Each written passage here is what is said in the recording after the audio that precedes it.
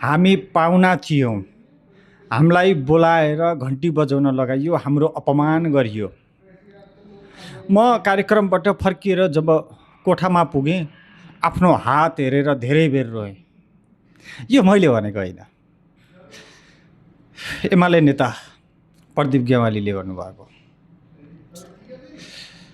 जे होस्, तपाईँलाई घन्टी बजाउँदा त्यति पछुतो लाग्यो, वाइड बडी बजाउँदा, गिरीबन्धु बजाउँदा, त्यो मात्रै होइन, नेपालको लगभग एमाले नजोडिएको र एमाले बर्मन लुट नगरेको नेपालको इतिहासमा कुनै पनि काण्ड छैनन्, कुनै पनि भ्रष्टाचारका मुद्दाहरू छैनन् जहाँ कि एमाले नहोस्।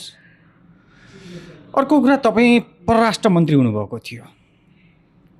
तपाईँले परराष्ट्र मन्त्री हुँदा गरेको चम्चागिरी सामान्य छैन, यसको पनि छानबिन हुन जरुरी छ।